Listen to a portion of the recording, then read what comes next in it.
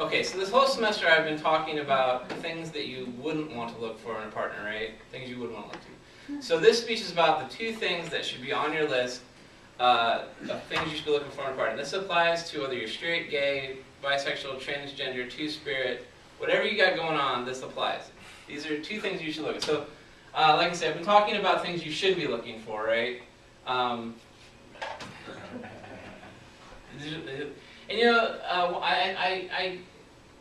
I feel like one of my students in my interpersonal class complained. I think she's an advocate. She kind of objected to this, but in my mind, if you're posting this stuff in a public forum, you're at least okay with me seeing it, and okay with the world seeing it. And I would even argue maybe you're wanting me to see this. And this is the new one. That's not all she wrote. So this one has me worried too. Although I think this is a song lyric. But anyway, so something's going on with this person, but here's the deal. This isn't the 2 things yet, but if you're gonna let the crazy out, you gotta wait a little bit to let it out. You gotta wait until you're putting out, right? If you're gonna let the crazy, if you're gonna cry at me because your sister-in-law's dad was out picking up prostitutes and got in a drunk driving accident, and even though you didn't like this person, if you're gonna cry at me about this, you ought to be putting out. And that sounds really specific, but that actually happened. So anyway, that wasn't Emily's, that was nothing else. So anyway, you got to wait to let the crazy out. You can't let the crazy out at the beginning. So as I said, there are 2 things that should be on everyone's list when it comes to choosing a partner. This applies to everyone. Any guesses on what those things are? Loyalty is one of them. Okay, that's not one of the 2 that I'm thinking of, but loyalty is a good thing. Honesty? Honesty is a good thing, and that's not what I'm thinking of, but that's a good one as well. Kindness. Kindness is a good thing. Not one of the 2 things I'm thinking of. Is money on your list? Money is a part of one of them. So stability? The career. Wait, what was yours? Stability? Stability is a part of one of them. Oh. Sanity. Sanity, that's, yes. What was yours? I said has some kind of career, some purpose in life at least. That's part of one of them. You're all getting into one of them. You haven't gotten into the other one yet. And there's going to be a story before I share these things with you. So sanity goes with career? No, Sandy's not one of them, but that's Oh, a good okay. that's a good thing. Oh, okay, sorry. Any other guesses? And I wish I had a board so I could write these up. So So just basically having your stuff together? Yes, that's not one of the things I'm thinking of, but yes. Well, that's a part of one. That's a part of you're all getting into a part of one of them. And yes, not being a cracker is a good thing. Companionship? Companionship is a good thing, but that's not Somebody has to be giving, willing to share themselves. Okay, that's a good thing Generous. too. That's a good thing too. Anything else? Any other guesses? No. Alright, well let me tell you a story. And this is kind of the story of me. So, as you're getting old, this is me in high school. As you can see, this is my best friend Josh. He's not married and I think he lives in Illinois somewhere. But anyway, as you're getting older, when you're younger on the other side of 25, you can date whoever you want. Doesn't really matter. The person you're with when you're 25 is on the other side of 25. It's less likely that that's the person you'll be with. And if it is the person you'll be with, the relationship's going to change as you get older, right? So you don't have to be serious about the relationship you're in on the other side of 25. So you can date, you can do all kinds of crazy things. So these are my parents. My mom got married really early, and she got married to a guy named John. I've seen one picture of him. I've never seen him. Oddly enough, he lives like 5 miles from my brother. He's my brother's biological dad. And this is my dad. When they got married, shortly after that, my dad adopted my brother. And he hasn't seen his bio dad since he was in high school. So that's at least 20 years ago. And I think and I asked my brother recently if you saw him, would you know him? And he doesn't even think you'd recognize him.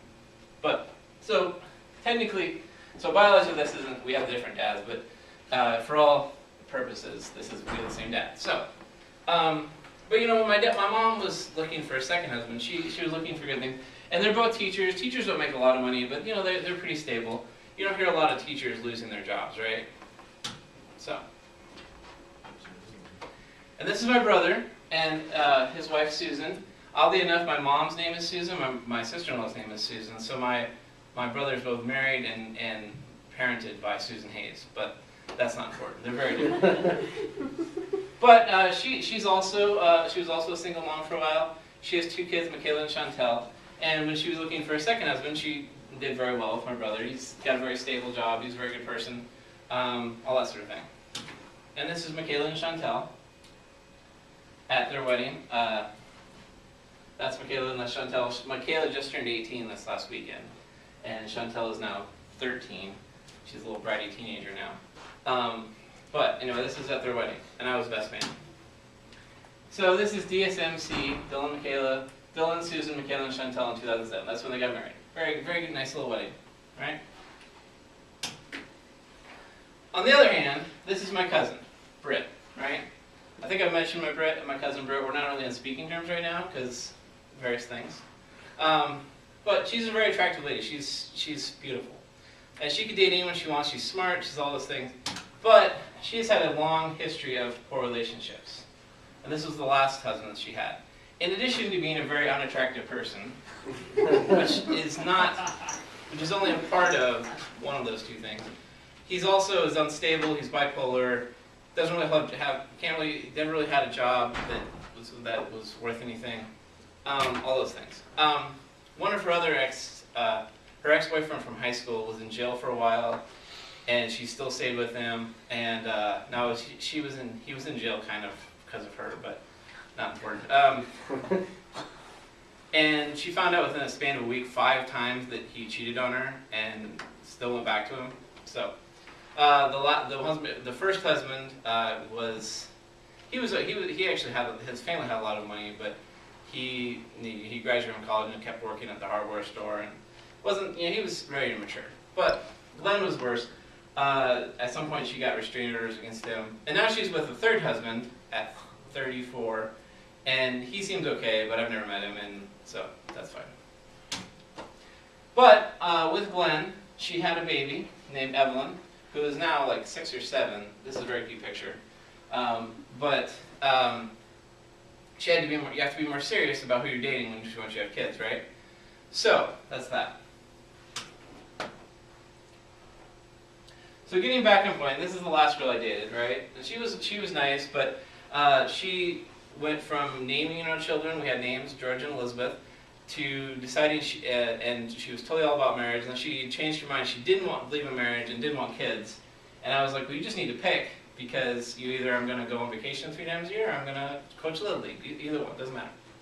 So, the question is, after the story, what do you think the 2 things are? Any other guesses? Consistency. Consistency is a good thing, not one of them. Like-mindedness? Like-mindedness is a good thing, it's not really one of them.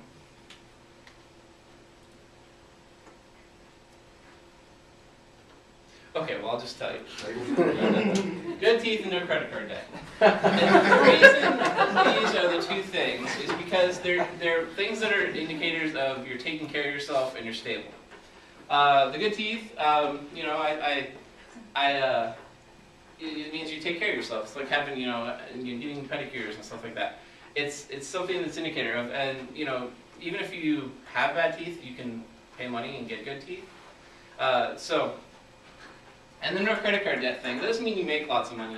You don't need to make lots of money to be successful, but you need to live within your means. So, oddly enough, she had really bad teeth because her parents didn't take care of her teeth when she was little. And although she thought it was worse than they were, she complained about it a lot. But she also somehow managed to get credit card debt, even though she was making more money than I was at the time as a retail manager. So, and these are our dogs, by the way.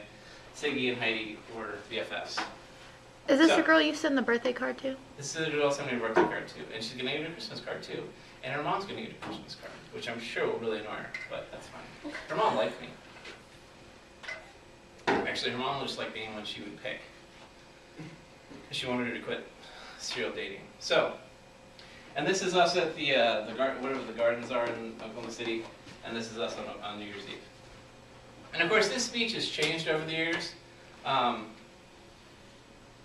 So it's not been the same people each time I've given the speech. So anyway, So that's the end of the speech. Two things are good teeth, no credit card debt. That applies to any romantic relationship situation that you have going on. That's what you should look at. That's my parting message to you guys as you leave me in this